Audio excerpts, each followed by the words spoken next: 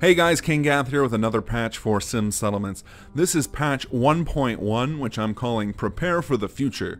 Now you'll notice that this version number doesn't start with the typical 1.0 point something, and that is because this is the first patch that is no longer considered minor. It actually changes enough of a core mechanic that I felt it was important to indicate that this is a larger patch. So the reason I am sitting in the main menu right now is because when you first load in, something is going to happen I want to show you guys. Now, because this patch is called Prepare for the Future, there's an explanation for that, which is as I develop more for the expansion packs that are coming out, I'm starting to realize I need to make some changes in the core of the Sim Settlements code. And the latest set of changes that I made in preparation require some changes to the way data is stored for Sim Settlements. And if while this is happening, you guys were to mess with plots at all, destroy them, pick them up, assign someone, build new ones, anything like that, you could cause issues. So this message is just telling you, hey, you can keep playing the game, just do anything at all that's not involving plots. You can even continue to build in your settlement, but your best bet is to just go out, kill some bad guys, and wait for this to complete. You're going to see, for me, this is just going to take a few seconds because this test save only has a handful of plots, but for those of you guys who have been playing this adamantly since release, this may take several minutes. And you'll get a pop-up here telling you that it's good to go when it's finished. So all that's doing is in the background is changing the way some of the data is stored, and it's doing it in a non-destructive way. It's actually copying data over from the old storage system to the new. So if you need to roll back the version of the mod, your save will still be fine. This is literally just getting things set up for those expansions as they release them.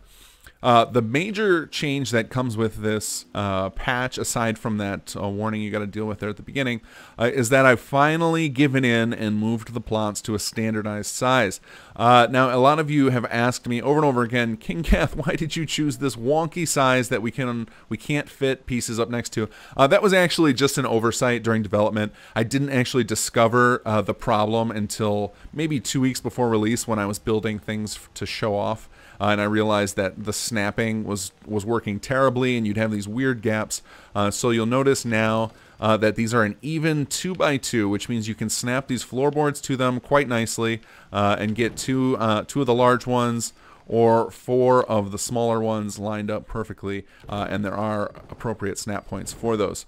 So those of you guys are OCD and screaming at me, your prayers have been answered. The reason I did this was not only because of the snappability, but also as I developed further for the mod, I realized that I'm running out of space to get creative, so I want to make sure that the future buildings that I add are not only more interesting and have more unique features, but also stop clipping into their neighbors.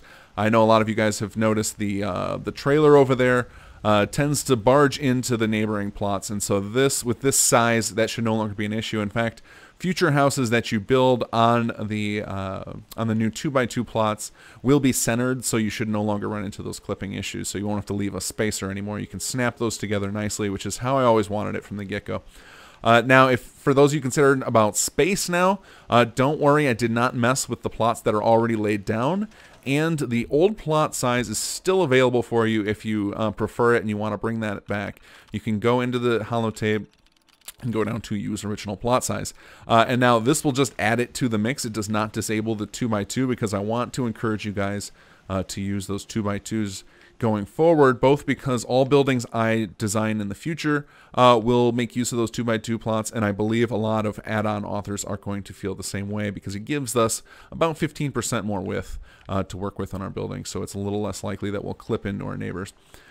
So that is the biggest change that you guys are going to notice. I think you'll notice it's more convenient for building out settlements that come out cleaner. It may not work as well, obviously, for the smaller settlements, but I think that those small settlements were already in enough trouble that making a change like this is not going to affect them that much.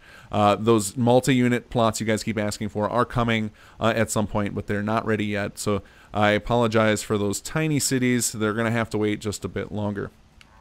Otherwise, the other changes that are notable are that you'll notice the farms can now be harvestable. Some of them were before, but now all of them should be harvestable, just like vanilla crops.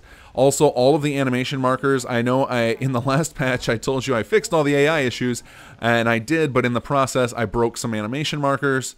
for the farms and industrial, so those have now been corrected. You may need to bust out your immersion breaker again and give these guys a force update whack so that they update to the new animation markers.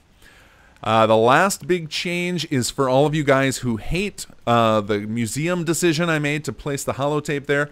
Now you have 2 additional places to pick up that holotape. So if you're doing a Raider playthrough where you don't want to get anywhere near Preston, or maybe you're doing an alternate start and the museum's just not convenient, I added it to 2 additional locations.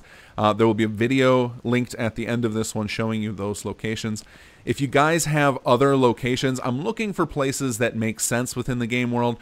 Places like construction sites or government-type buildings. If you find any of those and you want to send me that information, I am happy to add the holotape to more places so that those of you guys using different start methods have an option to get access to it. All right, I think that about covers it. I have some more big news coming up this week.